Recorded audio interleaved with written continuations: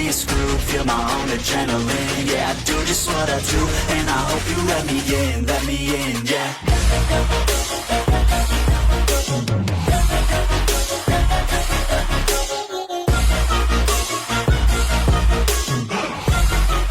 Hello and welcome back, fellow anime lovers, to Cypherfics. I am delighted to have you join us once again in the world of fanfiction and fantasy. This is the fifth part of, What If Danny Phantom Meets Batman?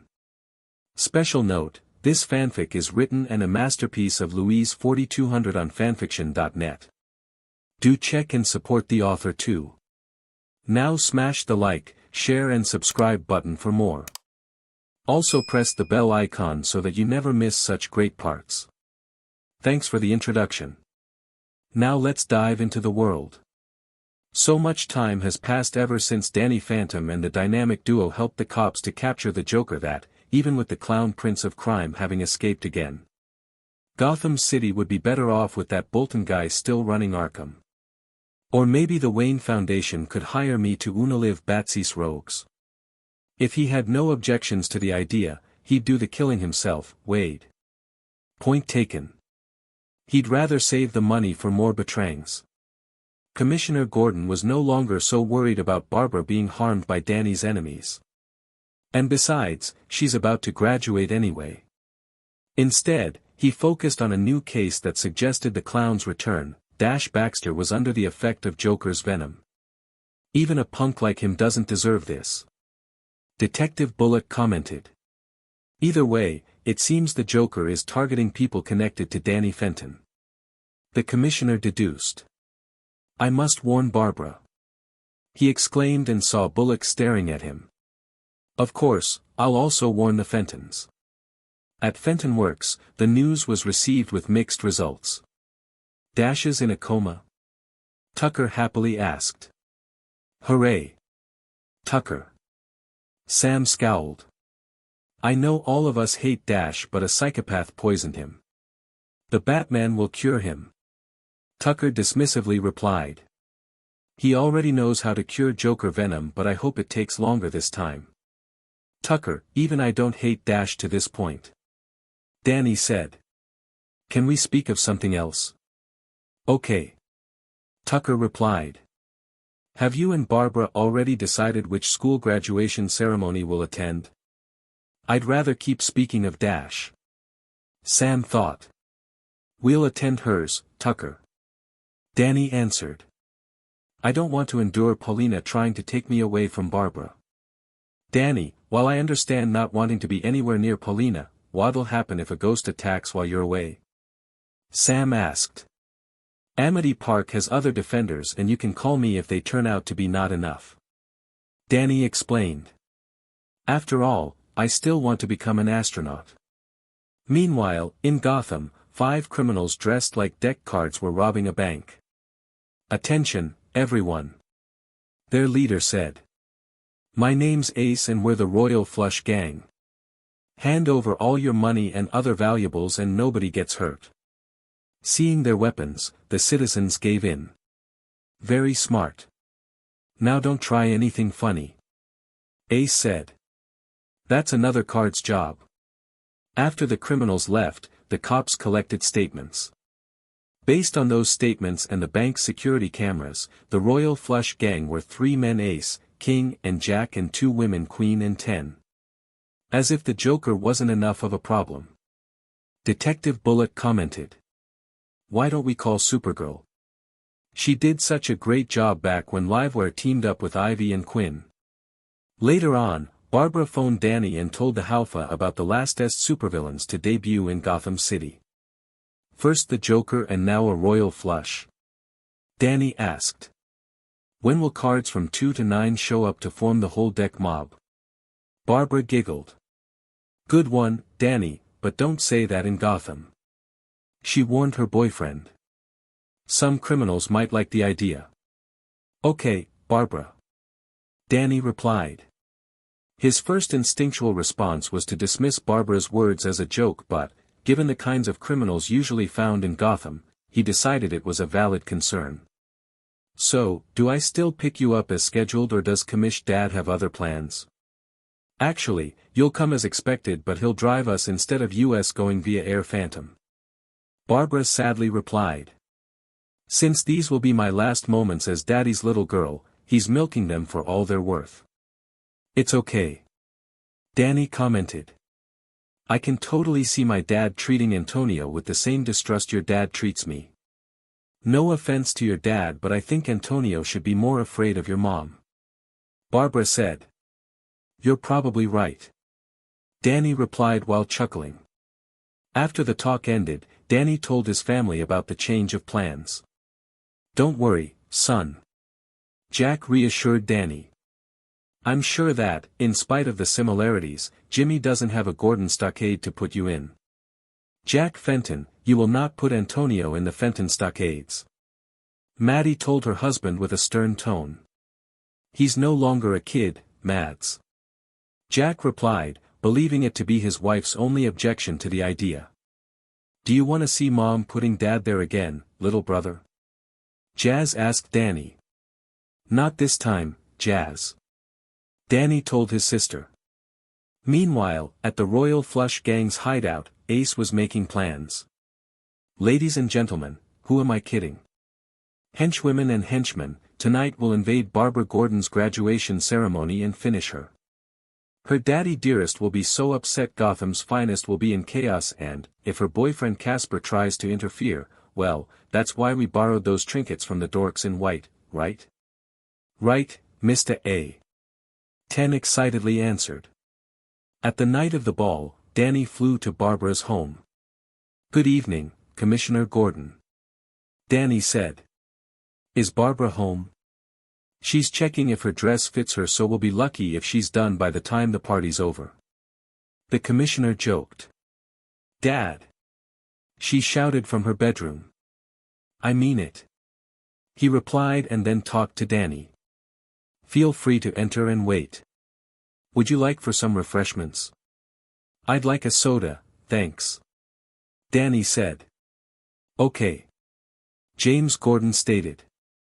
The longer we wait, the longer I can remind you of how much I can punish you if you harm my princess. I'm ready. I'm ready. Barbara shouted in desperation. Okay, Sponge Barbara. Her dad replied, and Danny chuckled at his reference to the Nickelodeon character who lives in a pineapple under the sea. After driving them to Gotham High, Commissioner Gordon let Danny and Barbara out of the car. Have fun but not too much. He said. Dads. She muttered as she and Danny entered the building. Hi, Barbara. A woman inspecting the entrance said. Is this your date? Yes. This is Danny Fenton. Barbara answered, and the woman wrote Danny on an ID tag and gave it to Barbara's boyfriend. Has everyone arrived? Barbara asked. Everyone but Donna. The woman answered. Honestly, I hope she doesn't come.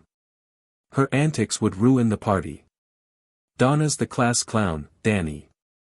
Barbara whispered to her boyfriend. Is that really Danny Phantom? One of Barbara's classmates asked.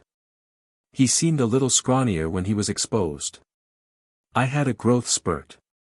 Danny commented. A few minutes later, the Royal Flush Gang broke into the place.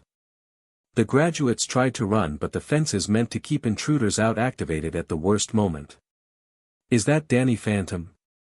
Ace asked. He and the rest of his gang drew their machine guns. Surrender or I'll shoot everyone. Think you can stop us on time? No. Danny sadly answered. I surrender. Ace then showed what seemed to be a Fenton weasel. Then turn yourself into Danny Phantom so I can SCK you in. He demanded. Yes. Danny complied and, once again, he found himself inside a Fenton weasel. Upon looking around, Ace recognized one of Barbara's classmates. Look. It's Chip Shrek. We can ransom him.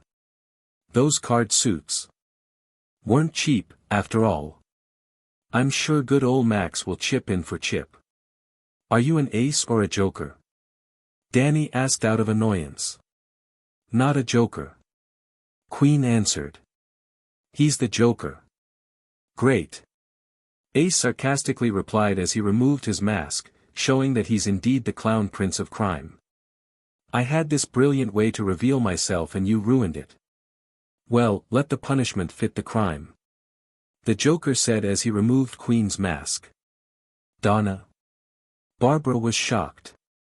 He liked my sense of humor. Donna explained. Actually, I wanted to add Dash Baxter to my deck but he dared to turn me down. The Joker explained. He hated Fentered, but Danny Phantom is a superhero. Go figure.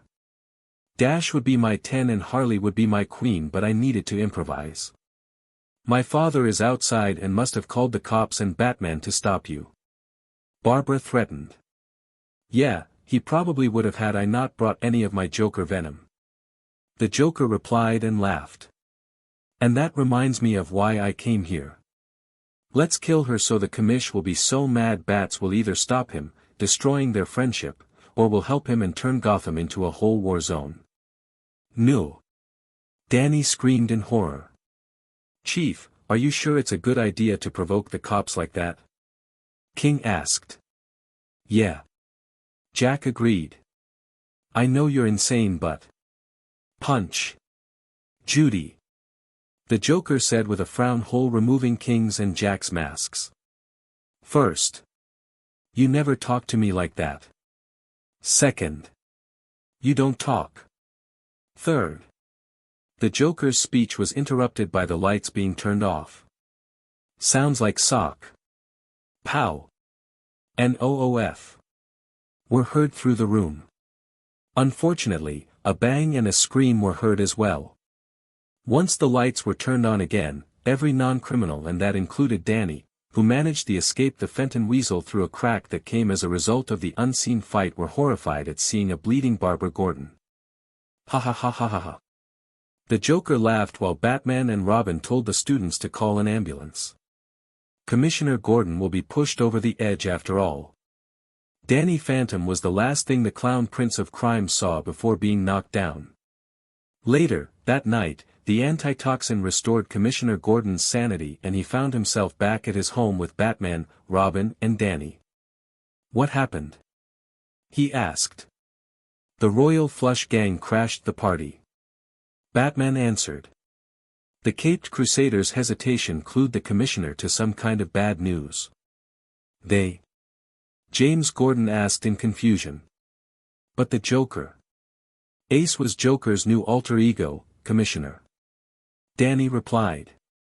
Harley was 10, Punch and Judy were King and Jack, and Donna was Queen. Robin added. That class clown? Gordon asked. Why am I not surprised? All of them were captured, sir. Danny said, still afraid of how his girlfriend's father will react upon learning the bad news. Wait a minute. Gordon said as he looked around. Where's Barbara? Well. Danny tried to find the courage to say. Where is my daughter? Gordon asked with an expression that clearly said, tell me or else. She's in the hospital, sir. Danny fearfully answered. The gang shot her. Batman added. Take me there. Gordon ordered. Now. Danny flew Gordon to the hospital, where the Commissioner rushed inside Barbara's room. Princess. She can't hear you, Commish. Detective Bullock said with an unusually soft tone. They had to sedate her for the bullet extraction. Will she survive? Commissioner Gordon asked and then exposed his forearm. Does she need BLD? It's already been taken care of, sir. A doctor said. It's a good thing she's a universal recipient. The Commissioner was starting to feel relieved. So, will she be okay? He asked. May I answer it in front of the other cops? The doctor asked and Commissioner Gordon nodded. I'm afraid she'll never walk again. Barbara suddenly woke up and soon figured out she was in a hospital room but saw no one nearby. Where's everyone? She asked in desperation. Danny sadly walked into the room. Barbara, I have bad news to tell you. The doctors said you'll never walk again. No. Barbara screamed in horror.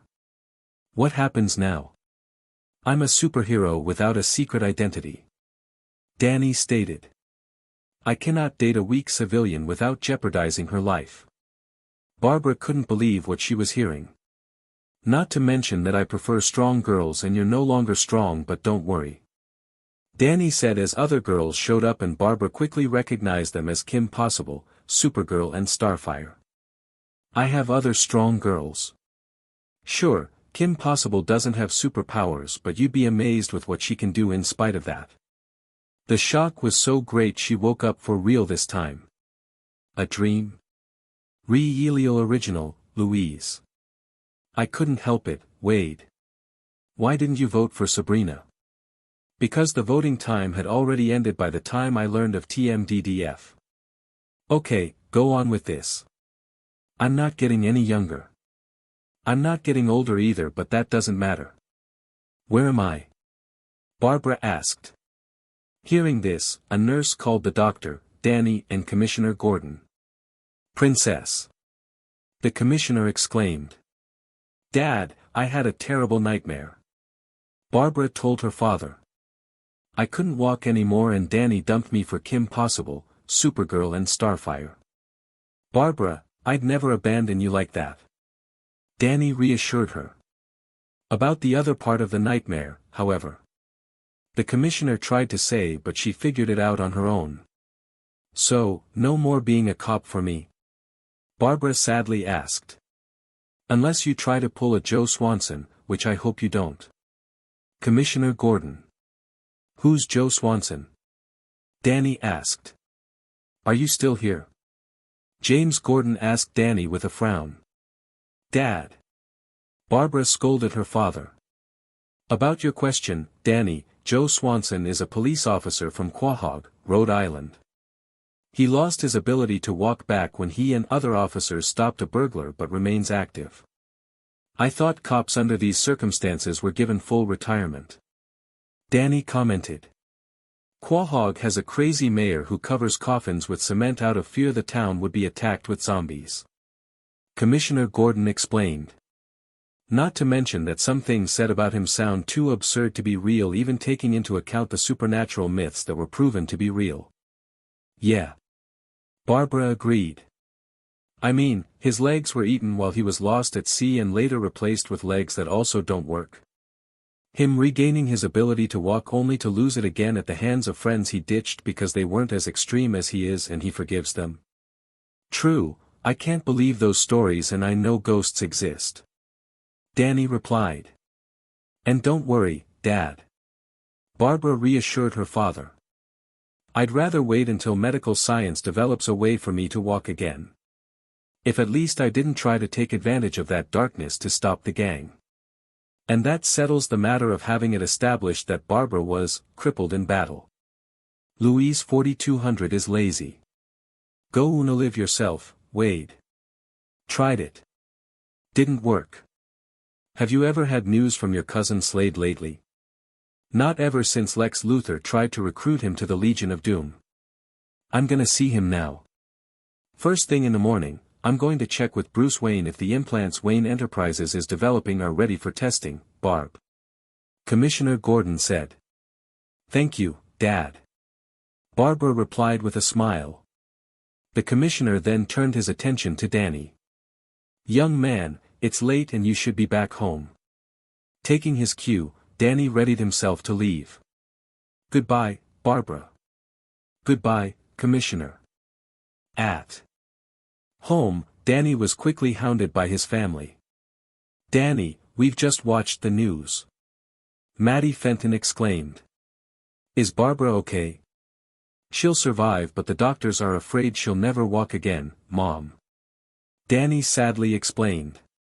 How terrible. Maddie said. I hope you're supportive. True. Jazz commented. Your girlfriend will need every help she can get. If she needs a psychologist, refer her to me.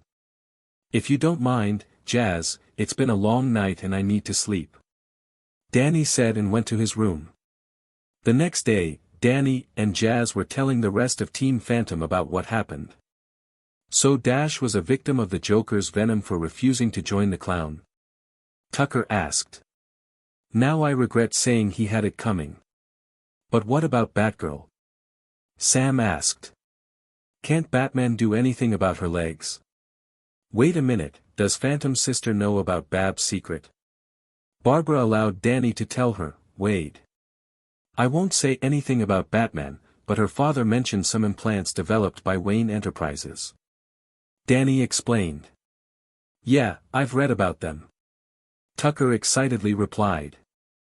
Where technology was concerned, Tucker did his research. The people who tested them said it was too painful to walk with them. Tucker. Danny scolded his friend. Well, if you don't like the idea of Barbara going through that, I've researched another solution. Tucker said. Does the name Hank McCoy ring any bells? He's the Secretary of Mutant Affairs. Sam replied, wondering where Tucker was going to. What does he have to do with Barbara's condition? During his youth, Hank McCoy was so bullied over his mutation he tried to develop a serum to neutralize it. Tucker answered. As a result, he developed a serum that temporarily restored Professor Charles Xavier's ability to walk back in the 1970s. They told the general public that Professor Xavier discontinued the serum usage because of side effects, but it's worth a shot. Agreed. Sam replied. It'll be a waste if Batgirl is forced to retire so early. It's not only about that, Sam. Danny argued. If the serum works, Barbara can be far from the only wheelchair-bound individual to walk again. Assuming the side effects aren't still a problem. Sam commented. There must be a reason Professor Xavier stopped using the serum. If Barbara ever uses the serum, I'm afraid she'll have to limit it to whenever she needs to be Batgirl. There's also the fact it's my fault Barbara's like that. Danny said. Nonsense, little brother. Jazz reassured Danny. Was the Joker going after her to get you? No, but I wasn't able to stop him. Danny sadly replied. All my powers, and the Joker could threaten the bystanders in a way I couldn't protect all of them. Still not your fault, Danny. Jazz pointed out. If you blame yourself, you should open up to Barbara. Don't tell her about the serum, however. It's too soon to raise her hopes. Tell Batman. I will. Danny replied.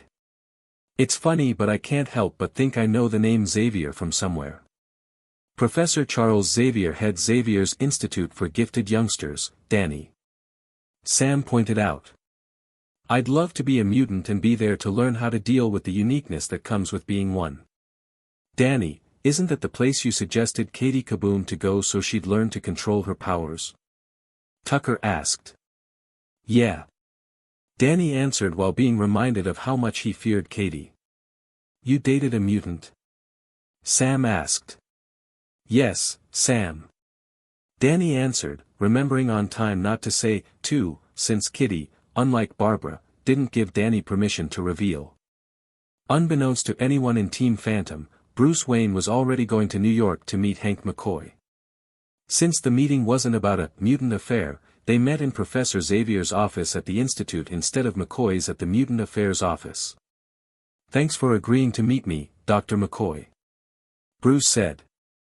Professor Xavier reassured me I can trust you, Mr. Wayne, but I'm intrigued about the reason you wanted to meet me, since it not being a mutant affair was the reason he told me you didn't want to meet in my office.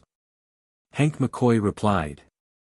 Dr. McCoy, I'm aware that you once developed a serum that temporarily restored Professor Xavier's ability to walk, and I'd like to mass-produce the serum and help other people to regain that ability.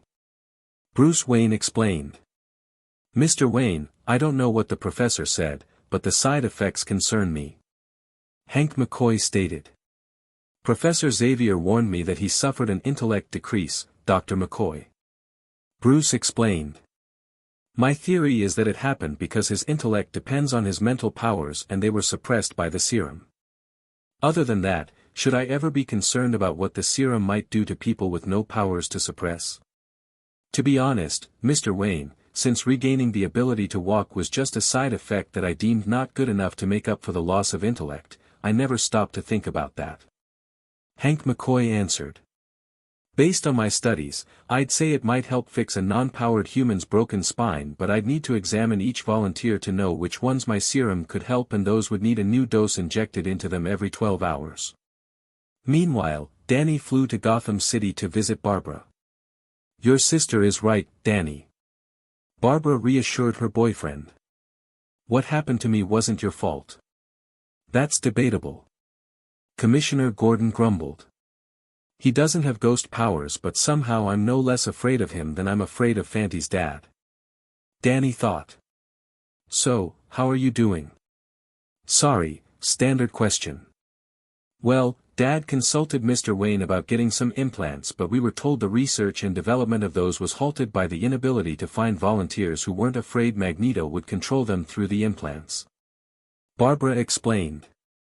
Mr. Wayne said he was going to New York to see if Dr. McCoy would be willing to sell his serum. Commissioner Gordon commented. Oh, you also heard of it. Danny commented. One of the senior doctors mentioned the serum at the hospital, Danny. Barbara explained. What about you? Tucker made a web search. Danny answered. For a creep who uses a fake profile to trick girls, he's not so bad. Commissioner Gordon commented. I'm still glad he didn't date my daughter, however. Dad hired a crew to adjust the house to my needs. Barbara told her boyfriend. Would you like to help? Sure thing, Barbara. Danny answered. Feeling guilty over his girlfriend's condition or not, he's willing to help her. Bruce, what do you think about Dr. McCoy's reluctance to sell the formula? Tim asked his guardian once they returned to the Batcave. I think he's afraid his creation can be turned into a weapon against mutants. Bruce answered as he kept doing his research on the mutant known as the Beast. I thought he created it to undo his own mutation. Tim commented. He learned to accept his powers as part of him, Tim. Bruce explained. To isolate the part about restoring a person's ability to walk, it requires making a different formula, and that means not testing it on humans without a new permission from the FDA. But until then, what do we do about Barbara? Tim asked. I have a plan. Batman simply stated. Meanwhile, Danny was visiting Barbara. Up to another movie, Barbara? He asked her. I'll rent something. Commissioner Gordon said. Dad, movie theaters have seats for handicapped people. Barbara protested. Alright, but I'm driving you both and picking you later. Her father insisted. I don't trust Air. Phantom, for your protection. Yes, sir. Danny agreed, not only because he was afraid of James Gordon but also because he didn't blame the commissioner. Once that's settled, they were taking a car ride. So, which movie are you going to watch? The commissioner asked. Ernest Goes Back to Somewhere Cheap. Danny answered. A sequel? The commissioner asked. Well, I don't have much hope for sequels, but it's probably better than Ernest Doesn't Go to the Beach. I can't believe somebody actually made a movie about a guy staying at home watching TV. I know, right? Barbara replied. Once they arrived, Danny and Barbara took one of the special lines and bought tickets. Danny, will you buy popcorn as well? Barbara asked. Once again, her wheelchair allowed them a quick service. One movie session later, all viewers were happy. Barbara, the movie caused so much laughter I barely heard Detective Bullock pigging out. Danny commented. Oh, you also noticed his presence? Barbara asked. I thought it was just me. What can I say? The aforementioned detective asked. Ernest is so funny, even that movie where he doesn't go to the beach is somewhat enjoyable. So, are you saying Dad didn't have you come here to keep an eye on us? Barbara was skeptical. Not this time, young lady. Bullock bluntly answered. It must be true. Barbara told her boyfriend. He's usually not that quick when he's lying. Anyway, should I give you a ride home, Barbara? Detective Bullock asked. No, we're waiting for Dad. Barbara answered. In that case, I'll keep an eye on you for your safety until your dad arrives. The detective stated. Thank you, Bullock, but it won't be necessary. The commissioner said as he arrived. I'll be at the donut shop if you change your mind, Commish. Detective Bullock replied. After goodbyes were exchanged, Commissioner Gordon led Danny and Barbara back to his car. Reluctantly, the commissioner allowed Danny to help Barbara into the car. I'm driving my daughter home, Danny. Do you want a ride as well or? The rest of the question was interrupted by police sirens. I'm going after them, sir. Danny replied and went ghost. Dad, can we? Barbara tried to ask but her father cut her off with a quick no, and she pouted. Following the police cars, Danny saw a bank robbery being stopped by Batgirl. As the bad guys were handed over to the police, Batgirl used a grappling hook to leave the crime scene. Danny followed her to the top of a building where Robin too was waiting for her. Did you think it worked? She asked the boy wonder. It sure did. Robin commented. The real Batgirl's identity is safe. So, you won't replace her for good? Danny asked as he revealed himself to the caped heroes. Danny? The substitute Batgirl asked. I mean, Danny Phantom. It's okay. Robin said. Danny Phantom knows the real Batgirl's identity. The three of them met at the Batcave to discuss more details. Thank you for your cooperation in protecting Batgirl's secret identity. Batman commented. You're welcome. The substitute Batgirl replied. So, are you from WHP? Danny asked. What? How? The substitute Batgirl was shocked. You called me by first name so I figured out you must be some amazing redhead girl I met before, Samantha. Danny explained. I knew I wasn't the only one here to have worked with the Totally Spies. Batman stated. Totally Spies? Danny asked. That's the group name my two main partners and I sometimes use, Danny. Samantha explained. Let me guess. Robin too said. Samantha is one of the girls you dated. Wrong. Danny replied. He dated her friend Alex. Batman said. You told him? Samantha frowned at Danny. No. Danny quickly replied. I didn't even know he knew. I investigated and it's okay since the Totally Spies learned my identity from the occasion when I helped them. Batman explained. Are the other WHP girls pretty like you? Tim asked. I have no problem picturing Tucker asking this question had he met Alex before having a girlfriend. Danny thought. Well, if I'm no longer needed, I'm leaving. Samantha, please tell Alex I said hi. After Danny left, Barbara received another visitor. Kara. What are you doing in that wheelchair? Supergirl asked. I thought you were walking again. Batman got a substitute out of fear people wouldn't dismiss it as a coincidence that Batgirl's last public sighting was before I became like this. Barbara told the Girl of Steel. Don't get used to her. She's already a non-league affiliated heroine. Let me guess. Supergirl said. She's Kim Possible. Wrong. Danny replied. Is my substitute one of the other girls you met through the dating service? Barbara asked. No, I never dated her. Danny answered. Good. Barbara commented. One cliché avoided for once. I'd better not let her know her substitute is friends with one of the girls I dated. Danny thought. Well, I'd love to stay longer but I must go home. Danny told his girlfriend. Bye. The next day, Team Phantom had a meeting. So, how did Barbara regain her ability to walk? Sam asked. Wayne's implants or McCoy's serum? Neither. Danny answered. That was a substitute Batgirl to protect her secret identity. Was it Kim possible? Tucker eagerly asked. Sure, her hair isn't the same shade of red but nothing a wig couldn't handle. No, it wasn't Kim. Danny answered in annoyance. That cheerleader may say she can do anything but I doubt wearing something so dark would be in that list. Sam commented. And probably wouldn't be her. Tucker said. After the Prince Wally blunder, Batman probably wouldn't trust Kim Possible's sidekick not to blurt the secret on her website. Danny, Sam and Jazz decided they didn't want to know who Tucker was talking about. So, does Barbara need psychological help? Jazz asked her brother. I don't think so, Jazz. Danny answered.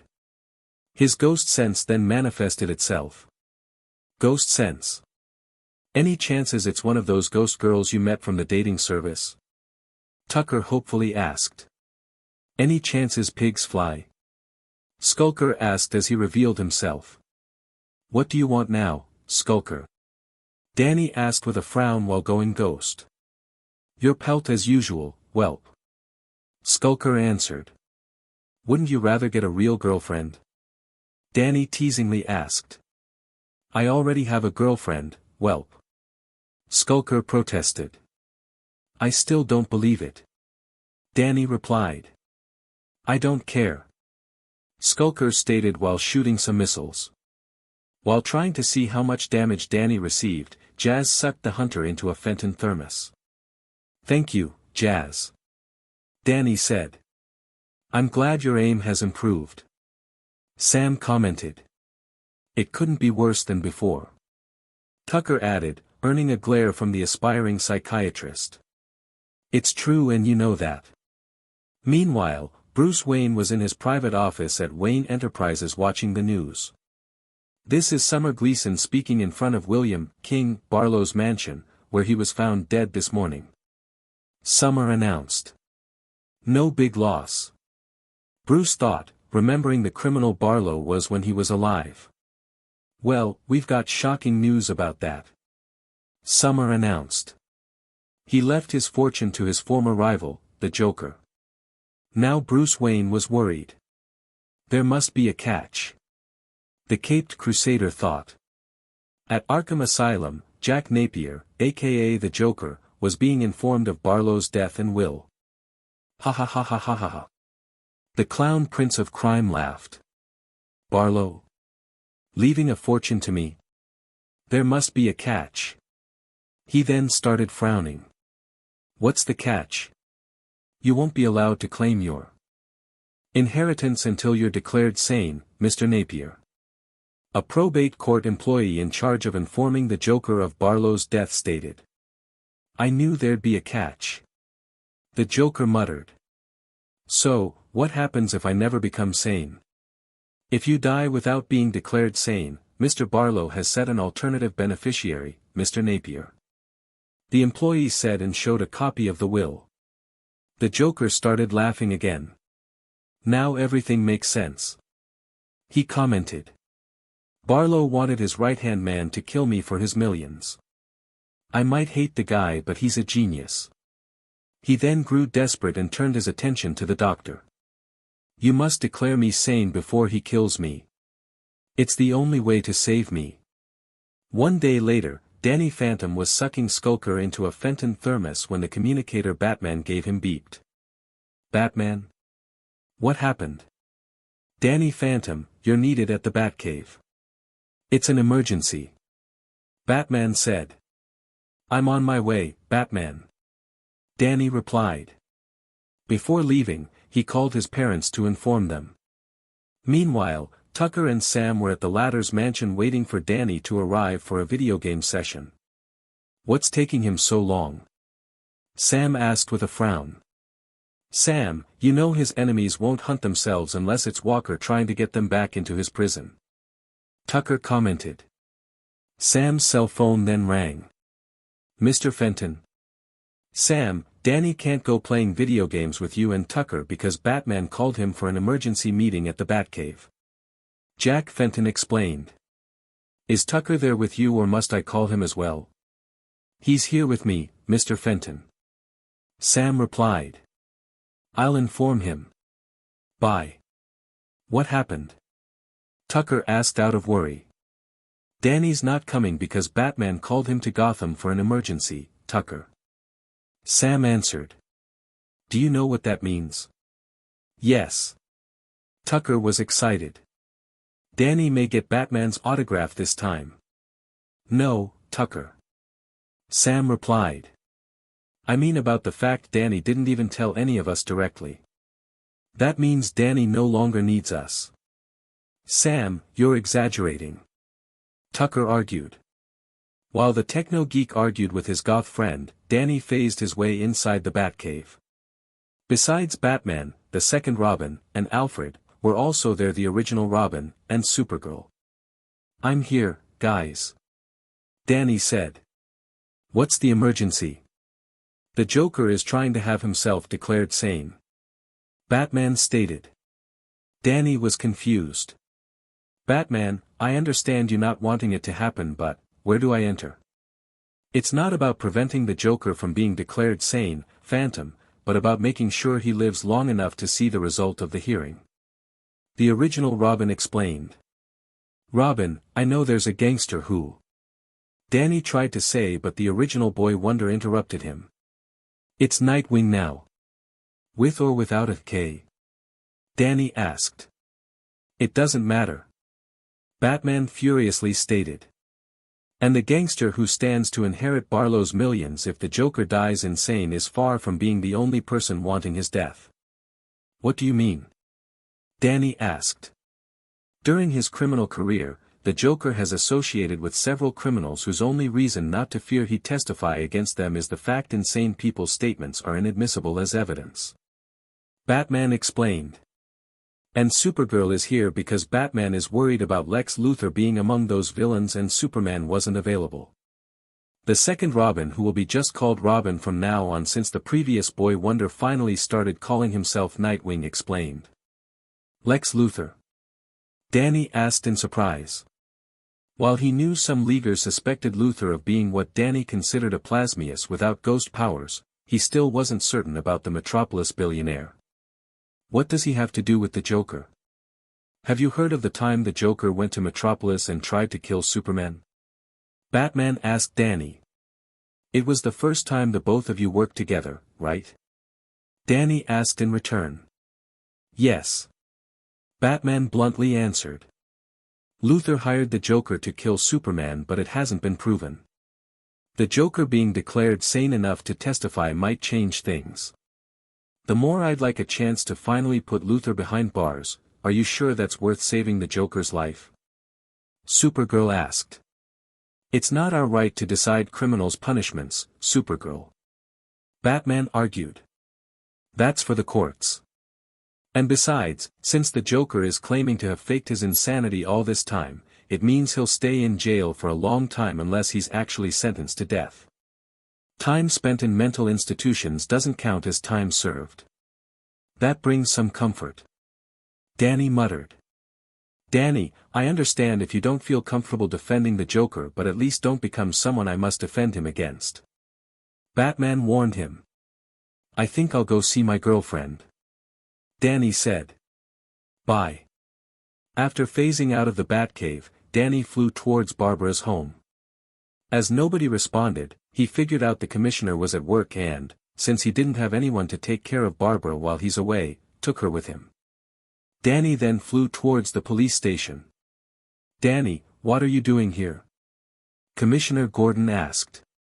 I had some business with Batman and decided to visit Barbara, sir. Danny replied. Danny? Barbara asked as she showed up. Hi, Barbara. Danny replied. Did Batman ask you to watch over the Joker, Danny? Barbara asked her boyfriend. Did you know? Danny didn't expect Batman to have already discussed the matter with her. I guessed. Barbara answered while she winked, suggesting she knew about it but couldn't explain in front of people who didn't know she was Batgirl. Since it wasn't a matter of love, Danny didn't miss the clue. Well, yeah, Batman asked me to help. Danny told his girlfriend. Do it. She asked him. What? Danny was shocked at hearing this. Do you want me to protect him after what he did to you? The more I mate that clown, we can't just let others kill him when he's not causing trouble, Danny. Barbara explained. After all, the worst it could happen is him being sent from Arkham to Blackgate. Blackgate? Danny asked. That's the prison sane criminals are sent to in Gotham, Danny. Barbara explained. Okay. Danny replied. Danny, I'm enjoying this conversation but my next shift is about to start. Barbara said. Right, you're managing the Gotham City Police Department's website as your summer job. Danny commented. So you'd better leave before I arrest you for interfering with police work. Barbara's dad said. Yes, sir. Danny replied and left in fear. How come overprotective parents can be scarier than ghosts? At least Fanty's dad is someone I can use my powers on and claim self-defense. Dad. Barbara Sorry, princess, but daddy must keep you safe. The commissioner explained. From my boyfriend? Barbara was skeptic. Did he have to face this from his other dates' dads? Probably yes. Detective Bullock answered as he showed up to pick another donut. Danny eventually joined the Bat family for Joker protection. Is it as awkward to you as it is to me? Danny asked Supergirl. Well, the Girl of Steel started answering but suddenly zoomed away and came back with an armed thug. This guy was trying to break into Arkham. She told Danny. What do you care? The thug asked. I was just trying to kill the Joker. It's not our right to decide punishments, dude. Danny replied. Not to mention the innocents that might be hurt as collateral damage. Supergirl added. Meanwhile, inside the funny farm, two orderlies approached the Joker. What are you guys doing? The Clown Prince of Crime asked as one of them grabbed him. Wrist cutting is a common form of suicide, clown. The other orderly answered as he drew a scalpel. Help! Help! The Joker screamed. Scream as much as you want. The first orderly said. Who cares? I do. They heard as a batarang caused the scalpel to fall. Enraged, the orderlies tried to take down Batman but the caped crusader knocked down the both of them with one single strike. Thank you, Batsy. The Joker said. Remind me to reward you after I get Barlow's dough. I'm not doing it for money, Joker. Batman replied. I don't approve vigilante execution. If I didn't make an exception for the Sewer King, I certainly won't make one for you. Meanwhile, Danny and Supergirl kept looking around until the latter spotted something. Bank robbery! She exclaimed and flew towards the bank. Now I know it wasn't a total waste of time for her. Danny commented. It didn't take long until news of Supergirl back in Gotham reached the police station. Wow! Supergirl and Danny Phantom make a nice pair. Detective Bullock commented. Ouch! Sorry, Detective. Barbara Gordon sarcastically replied. I guess I'm having trouble getting used to this wheelchair. Hee hee. It's okay. Detective Bullock uneasily replied. Eventually, it was time for the Clown Prince of Crime to be evaluated by a psychiatrist chosen by his lawyer. Do you really believe the things that Clown is saying? Danny asked Kara. The day non-Kryptonian pigs fly, Danny. Kara answered. Danny didn't know if Kara was joking about pigs ever existing in Krypton and decided he didn't want to know. So a lazy writer wouldn't have to find out as well. Whatever, Wade. So, is that it? Danny asked. Once a diagnosis is given, this mission is over, right? Wrong. Nightwing answered. If the Joker is declared insane, again, we'll no longer have to worry about people trying to kill him so he won't testify against them, but we still have to worry about Barlow's right-hand man. If the Joker is found sane, the diagnosis will have to be taken to court to be validated. Meanwhile, an elite shooter known as Deadshot was about to shoot the Joker. Before doing so, he was consulting his business account. A recorded message confirmed $1 million deposit. "Baldy's a good customer," Deadshot commented. "Nothing bad for a guy some people detract as a skinny version of New York's Kingpin. Maybe that will make Fisk realize I'm a better hitman than Bullseye." His musings were interrupted by a batarang making him drop his weapon. "No murders in my city, Floyd," Batman declared. "It's the Joker," Deadshot argued, scared that Batman knew his identity. "What do you care?" "I care because it's not right to decide the punishment for his crimes," Batman replied. Meanwhile, from Arkham Asylum, Supergirl was observing the battle. "Deadshot!" she exclaimed and flew after the bad guy. "So, how's Starfire?" Danny asked Nightwing. "She's doing fine, Danny," Nightwing answered. "We're dating now." "Cool," Danny commented, and Nightwing was shocked the Alpha wasn't being resentful. Supergirl then returned. Deadshot tried to kill the Joker. Batman and Cal suspect Luthor paid him to do it. After taking Deadshot to jail, Batman returned and told Danny to go home. "You probably won't need to help protecting the Joker until his day in court," the Dark Knight told Danny. In New York, a pale man broke into a museum. A ghost was floating next to him. The two intruders had a set goal in mind. A skull made of crystal. "Remember, Lydia," the pale man said. "I'm the only one of us who can touch the skull, so you'll remove the glass." Without saying a word, Lydia did as he ordered while the pale man removed the skull, triggering the alarm. The pale man wasn't slightly worried about it. "Time for our disappearing act, Lydia," he said, and the ghost made the both of them invisible and intangible. The next day, in Amity Park, Danny was fighting Technus. "Give up, Ghost Boy," the MSTR of long-winded speeches said. "Nothing will stop me from using you to access the Justice League's computers and use them to take over the world." He realized what he's just exclaimed. "Did I say it out loud?" "Yes, you did," Danny answered in a deadpan manner. "No matter. Soon I'll..." Whatever Technus would say was interrupted by someone hitting him with a mace. "Ah. It hurts. Thank you, Hawk Girl," Danny said as he sucked the weakened Technus into a thermos. "You're welcome, Danny Phantom," Hawk Girl replied. "Expect Hawkman and or me to show up occasionally now that college life will keep you busier than usual. Speaking of that, my first day is about to begin," Danny quickly said. "Bye." Upon arriving at the local university, he was approached by a familiar face. "Yoo-hoo. My ghost boy."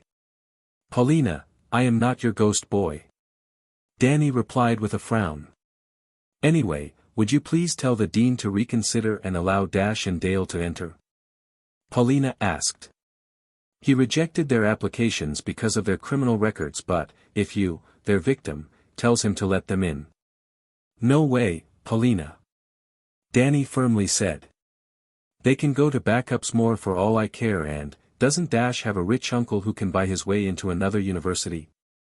His uncle Charlie won't help him enter anywhere other than Gotham University, and Dash is more afraid of the criminals there than of the ghosts here," Paulina explained. "Please, at least tell the dean that, if he fears you'll leave if they enter, that won't be the case. After how those bullies picked on me, I hope they end up like Biff Tannen did at the end of the first Back to the Future film," Danny replied. "I'd even buy cars just to make them give 2 wax coatings. You no longer have to worry about them now that you're a popular superhero, Danny." Paulina tried to reassure him with a smile. "They could even make you head of the A-list." "I don't care," Danny replied and walked away. "You have a lot to learn about popularity, my ghost boy."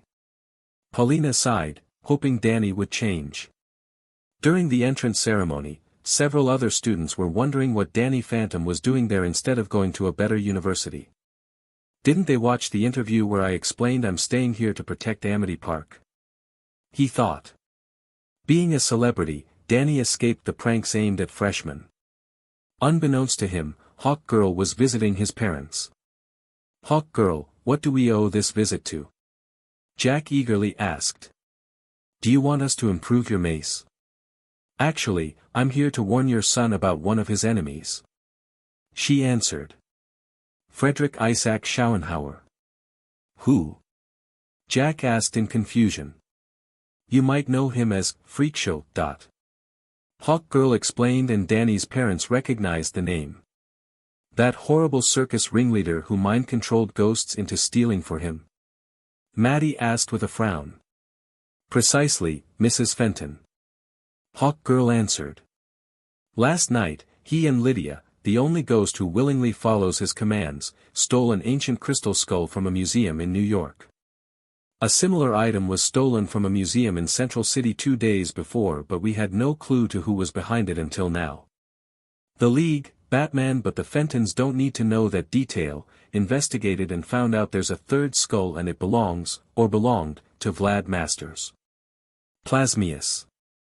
Jack angrily muttered. Unfortunately, we don't have a clue to the location of his skull. Hawk Girl commented. Have you tried to beat the information out of him with that? Jack asked while pointing at her mace. The more the idea pleases me, some of my fellow leaguers are too soft to approve it. Hawk Girl frowned and then looked at Maddie. Mrs. Fenton, whoever manages to get all 3 skulls will be able to control every ghost, or half-ghost, they find. Do you think you could talk Plasmius into revealing the location of his skull? As much as talking to that creep disgusts me, my son's welfare is my priority. Maddie stated. After college was done for the day, Danny phoned his girlfriend. Hi, Barbara. Hi, Danny. Barbara replied. How was your first college day? Danny asked her. Well, my wheelchair saved me from the traditional pranks. I met girls who asked if you have a brother, the elevators are working, thank God, and I'm about to do homework. She answered. Homework? Danny asked in shock. On the first day? That's tough. What about you? Barbara asked her boyfriend. Worried about Freakshow stealing the skulls? Now Danny was confused. Freakshow? Skulls? Haven't you met anyone from the League after last night? Barbara asked. I thought they'd have already warned you. I had a brief run-in with Hawk Girl, but I was in a hurry to college, so we didn't have time to talk. Danny explained. Long story short, one crystal skull was stolen from a museum in Central City and, last night, another one was stolen from a museum in New York. Barbara told her boyfriend. Security cameras at the second crime scene caught Freakshow and one of his circus ghosts phasing themselves out of the place. Lydia. Danny muttered. What? She's the only ghost I've seen working with Freakshow after he lost the power to brainwash us. Danny explained. So, should I expect the League to ask for my help since we're talking about villains I have experience with? More likely expect the League to caution you, Danny. Barbara answered. According to a news report I've watched, there's a third skull and, if Freakshow reunites all 3, he'll be able to control your mind again. Thank you, Barbara. I'll keep an eye on him. Danny said. See you in Gotham when I go there for the Joker's hearing. Okay, bye. Barbara replied and the call ended. Danny then returned to Fenton Works. He still lived with his parents because they had ghost weapons that wouldn't be allowed in campus, and he didn't want to live so close to Paulina, and his father gave another explanation of the latest events. Normally, I'd call you lazy, but this time I understand people might hate something being repeated so often. Thank you, Wade. By the way, Danny not wanting to be near Paulina? He did grow up. So, is Mom going to talk to that Fruit Loop? Danny asked in disgust. Meanwhile, at the GIW headquarters, Maddie's request was being denied. Mrs. Fenton, there's no need to worry. A guy in white said. Our best operatives are questioning him with special interrogation techniques. Inside Vlad's cell, the seriously crazed up Fruit Loop was resisting. I won't tell and you can't force me. Think again, masters. Operative O replied. Since we don't need your testimony, we can hypnotize the location out of you.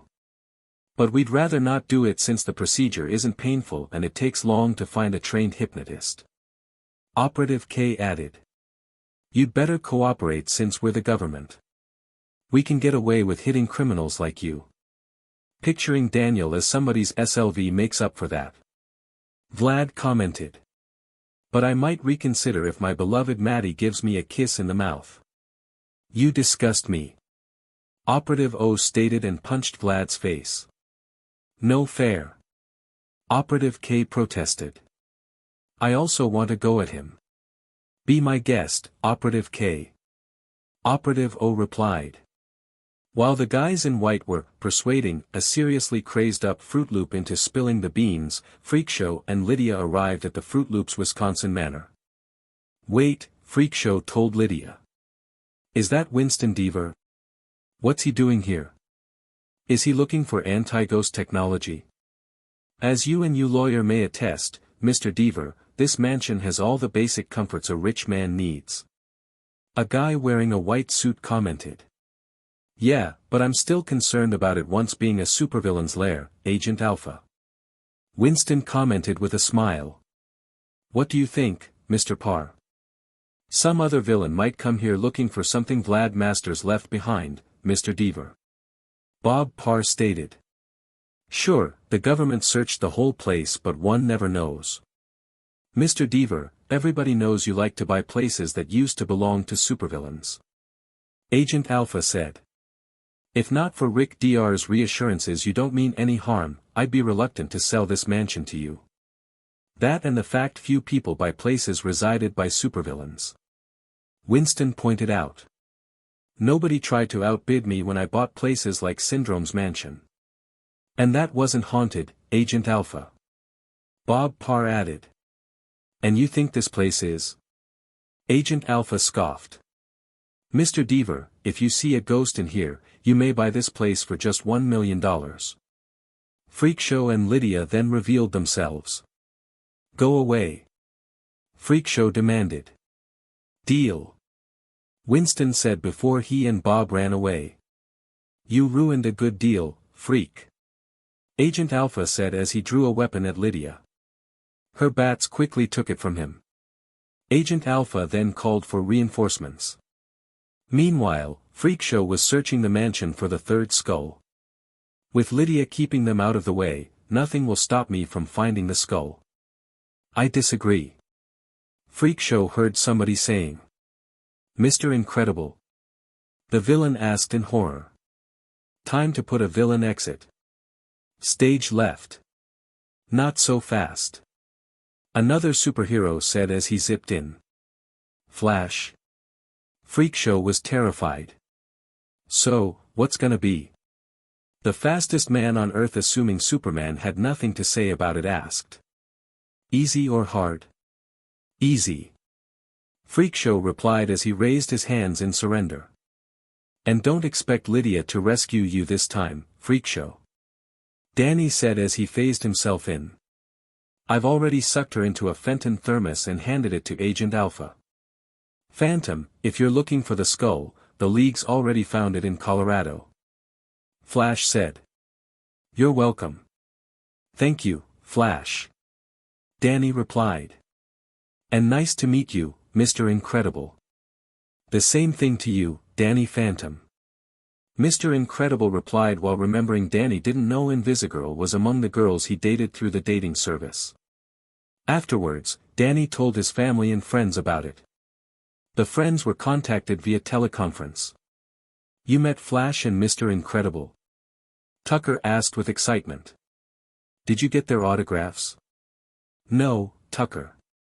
Danny answered. Sorry I couldn't be there to help you, Danny. Sam said.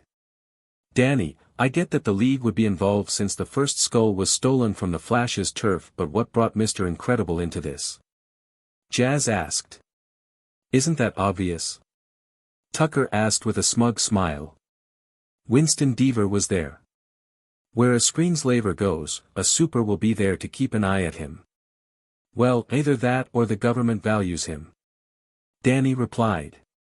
The next day, Jack and Maddie Fenton were at the Guys in White's headquarters.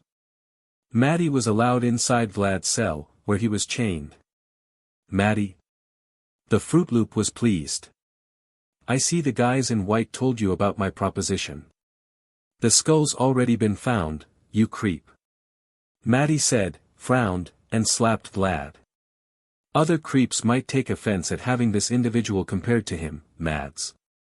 Jack told his wife and then punched Vlad. He later turned his attention to the two operatives watching them. May I hit them in the... I don't want to see it. Operative O stated while turning around. Me neither. Operative K added as he also turned around. One big scream of pain later, Jack and Maddie walked away and a guy in a red spandex suit showed up. Remember our deal? Operative O said. I know. The guy in red said. Don't unalive him. Nobody wants him to return as a full ghost. As if Louise wouldn't be too lazy to write a story with him as a full ghost. Who's Louise? Operative K asked Operative O. Probably just one of his delusions. Operative O guessed. 10 minutes later. Please, make it stop. Vlad begged. Best padding ever, Louise. The guy in red commented. Danny was having another day at college when Paulina approached him. My ghost boy, how about we start a study group? She suggested with a tone that made quite clear which kind of study Casper High's former head cheerleader intended to. How many other students will join us? Danny asked, hoping she meant to study for real. Actually, it'll be just the two of us. Paulina answered. Won't it be romantic? No, because I already have a girlfriend and she's waiting for me in Gotham. Danny replied with a frown. Danny darling, I'm a better cheerleader than that Gordon girl could ever be. Paulina recklessly said, enraging Danny. How dare you? Danny was so furious Paulina was afraid of speaking again. It's one thing to resent Barbara for being the girl I'm dating but to make light of her condition like that. That's not what I meant. Paulina quickly said upon remembering what happened to Barbara. But that's how I understood it, Sanchez. Danny replied with a bigger frown than before. If you know what's good for you, you won't talk to me for a long while. He then went ghost and flew away. The incident was witnessed by students who commented on how insensitive Paulina was. Her popularity just took a nosedive. In Gotham, Barbara was glad to receive a visit from her boyfriend. Listen up, Danny. Commissioner Gordon said. You and my daughter might have your dinner date after the Joker's hearing, but I'm driving her to and from the restaurant. Am I clear? Why yes, sir. Danny answered. I wonder if he and Fanty's dad exchanged parenting tips. At the hearing, Danny felt nauseous upon hearing the clown prince of crime say how each pie he threw was just an act and agreed that he's a clever criminal who deserved prison. He didn't know what to feel once the Joker was declared sane. As Danny was walking out of the courthouse, he was approached by one of his former dates. Starfire. Friend Danny, it's so good to see you again. She said and hugged him so strongly he believed his ghost powers to be the only reason she didn't crush him to death. I'm glad the madness is over. Danny commented. I wouldn't be the sure, Danny. Starfire replied with a solemn expression. Nightwing stated that the Joker's lawyer was pulling some strings to make sure he would be in the same cell as a criminal named Simon Sky. Who? Danny asked in confusion. A criminal who was arrested several years ago. Starfire answered. Nightwing said he also used to host a TV show for kids before being revealed to be a criminal. We'll handle this, Danny. Batman said from behind the Halfa. Go enjoy your date with Barbara Gordon. Yes, sir. Danny replied. He then flew to a restaurant and asked if Barbara already arrived. Not yet, sir. The maitre answered upon checking his reservation. They then heard a car approaching and Danny recognized it as Commissioner Gordon's. He went outside to help Barbara. May I? He politely asked. Sure thing, Danny. Barbara answered. Whatever. Commissioner Gordon grunted. I'll be back in 1 hour. During the dinner, Danny decided to entertain his date with another joke. Why is it impossible to send a letter to Washington nowadays? He asked. Because email made letters obsolete. Barbara guessed. No. Danny said. Then I don't know. Barbara said. Because he's already dead. Danny told her. He. Barbara giggled. That's good.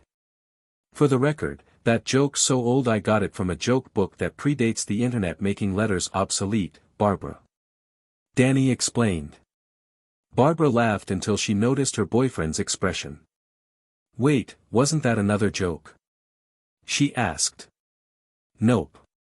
Danny answered. Here's another joke. Barbara said. Why did Napoleon lose the Battle of Waterloo? I don't know, Barbara. Danny answered. Because, whenever he spoke of Waterloo to his soldiers, they thought he meant the bathroom. Barbara said and Danny laughed. Good one, but you should have saved that one for a time and place without people trying to eat. Danny commented and she nodded. After the dessert, Danny and Barbara left the restaurant and waited for the commissioner to show up. It wasn't a long wait. Couldn't you have waited inside the restaurant, Barbara? The commissioner asked with a frown. Sorry, Dad. Barbara replied. I'm not sure you're the one who needs to apologize. Commissioner Gordon stated. Dad, leave Danny alone. Barbara told her father. Is it alright if I go check up with Batman? Is he still needs my help? Danny asked, wanting to leave that awkward moment. Yes. The commissioner eagerly answered. Danny flew away. On his way to the Batcave, he noticed a car chase and decided to intervene, but, before he had a chance to do so, the runaway car was stopped by a green elephant. Danny asked in confusion. To Danny's surprise, the elephant turned himself into a green boy he quickly recognized from the brief web search he did on Starfire after his first date with the alien princess. Beast Boy. Well, if Starfire came here, I shouldn't be surprised that other Teen Titans would come. He then resumed his journey back to the Batcave only to find out Alfred Pennyworth was the only one there to welcome him.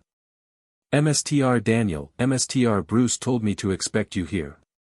Alfred stated. If not for the fact I know the billionaire he works for is Batman, I'd be concerned about being called Daniel instead of Danny. Danny thought. MSTR Bruce also instructed me to inform you that he appreciates your contribution to the Joker Watch, but you may go home now, MSTR Daniel. Alfred added. In that case, Alfred, please tell him I said goodbye. Danny said and flew away. Teenagers.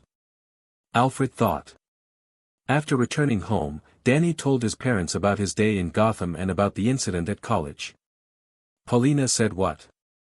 Jack was enraged and Maddie felt the same. She's almost as bad as Vicky and Cree. True. Danny and Maddie said. As much as the three of them hated Paulina's disrespect for wheelchair-bound people, they hated Vicky and Cree even more. After that comment, Danny started a group chat with Jazz, Tucker and Sam. So, how was guarding a criminal, Danny? Tucker asked.